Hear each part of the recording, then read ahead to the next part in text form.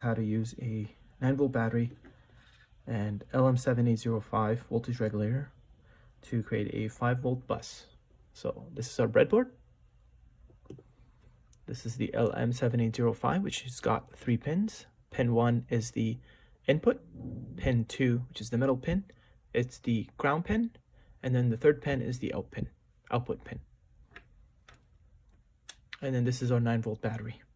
We would also need this to connect our 9-volt battery. And then a couple of wires to connect the rest of the wiring on the breadboard, and as well as the multimeter. So this video assumes that you have some knowledge about breadboards, so I won't be going into too much details about how breadboards work. So hopefully you have studied about that, watch videos on that. So we're gonna dive into this right away towards the LM7, how to use the LM7805, excuse me. So we're gonna take our LM7805 and we're gonna place it in row 1, column C. So if we zoom in, this is, let me just grab my thing. This is row 1, column C. So pin number 1 should go into C1, and it's going to be the writing should be facing towards us. So we're going to put it right there and we're going to push it in. Okay, now it's in. So now what we're going to do is we're going to connect the 9-volt lead. So we're going to take the red lead and connect it to the input of LM7805, which is pin number 1, which is in row 1, and then row 1, they're all connected together, so any of the holes would be connected, so you can put it in any of the holes. So I'm going to put in an E1, so I'm going to go ahead and push that in. If it doesn't go in, use your tools that you have. Oops, it came out. To push it in, there you go. And then this other pin will go into pin number 2, which is the ground pin. And that one is in row 2, so it could go to any of those A, B, C, D, E. So I'm going to be placing it in 2D.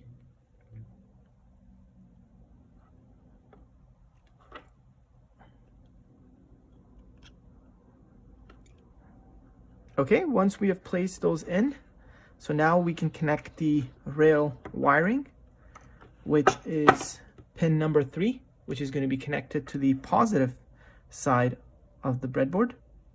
So which is row 3, and we're going to put in an E3. So we're going to go, and then this other one is going to go onto the first hole of that positive. So it can be any of these positives, doesn't matter. I should zoom it in so you can see that it's been connected to row 3, column E.